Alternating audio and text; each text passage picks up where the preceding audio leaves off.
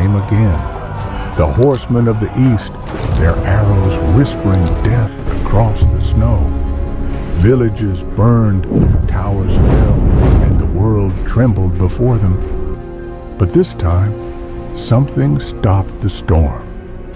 This time, the Mongols met the secret Poland weapon they feared, not a sword or a spell, but a fortress made of stone, courage, and memory. It didn't strike fast. It didn't ride far. It simply stood, making the empire break upon it. The Mongol shadow that swept into Poland had changed shape since the terrors of 1241. The Golden Horde could still muster tens of thousands of riders, horse archers who hunted with the wind and made battlefields into open pages where they wrote with arrows. Yet by the late 13th century, the empire had frayed at the edges. Succession quarrels and the rise of powerful subkhans meant that raids were better organized, but less inexorable. When Nogai Khan's detachments crossed into Polish lands in 1287, they expected the old pattern. Villages burned, levies scattered, nobles lured into isolated disaster. What they met instead was a landscape that had learned to refuse them entry. The Mongols found not empty fields, but closed gates, not scattered bands, but garrisons waiting behind stone. The campaign that followed would teach them a lesson older than any treaty. Walls, properly used, changed the calculus of conquest. Call it the Iron Ring of Poland, a phrase not for the metal in the gates, but for the discipline that made masonry into strategy. After the earlier devastations, Polish towns had rebuilt not in haste, but in purpose. Krakow, Sandomierz, and a web of smaller strongholds were reforged in stone and provisioned for long endurance. Timber palisades became curtain walls, hastily thrown up defenses turned into towers and garrisoned keeps. These were not isolated monuments of pride, but elements of a concerted system. Roads kept clear for message and levy, granaries stacked against siege, burghers and nobles bound by mutual obligation to hold the gate until relief came. Where Mongol tactics relied on the enemy's habit to flee, to be provoked, to be surprised, the Polish countermove was simple and brutal in its effectiveness. Deny the provocation, deny the open field, deny the panic, hold the walls. In the narrative, the Mongol strategy in 1287 looked cunningly familiar. They split their forces into two prongs, one through Red Ruthenia into the Carpathian approaches toward Krakow under commanders like Telebuga, and another pushing from the Lublin Basin to probe central routes.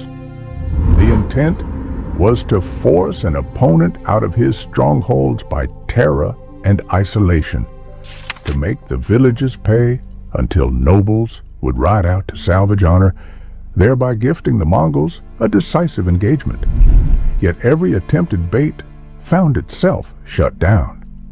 Krakow's stonework did not catch fire the way thatched roofs did. Its defenders refused to be maneuvered.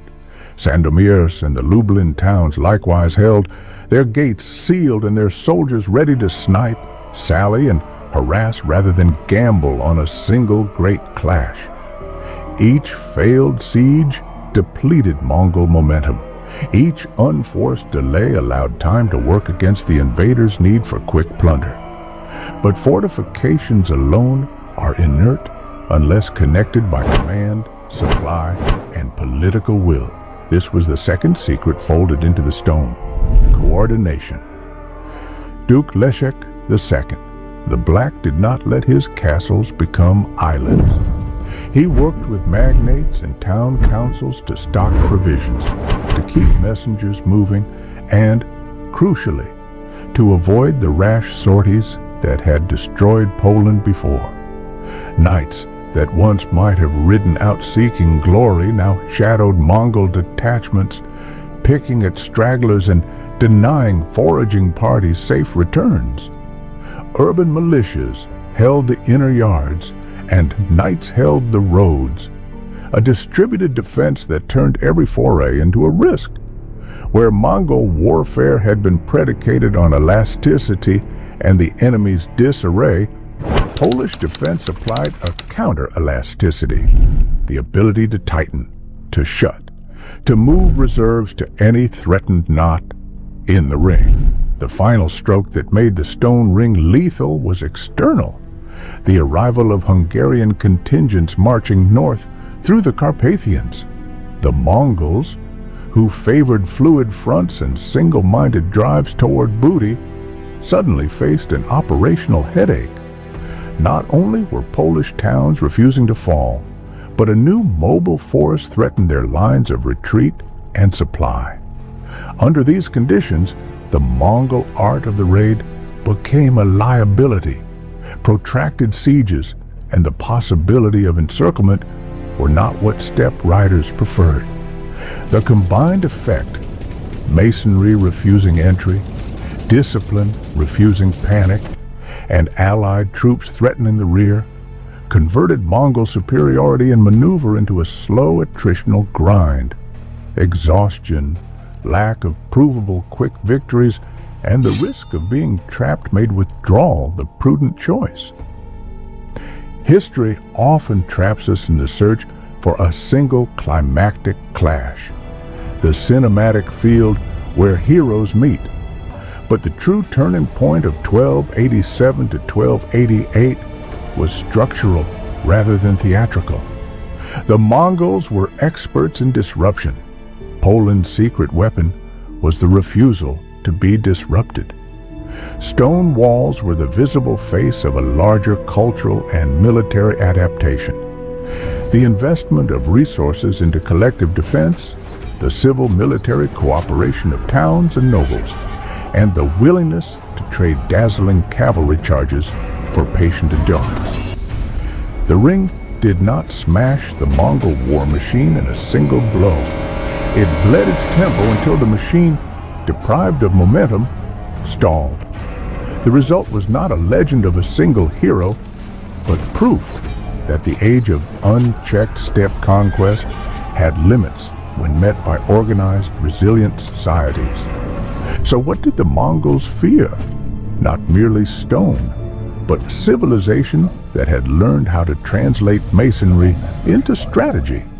The ring of fortresses transformed the map.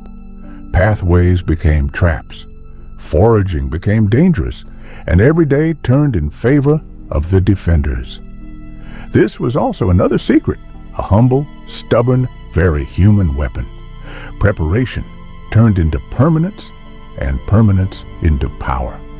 If stories like this remind you that history still has battles worth remembering, don't forget to like, subscribe, and share.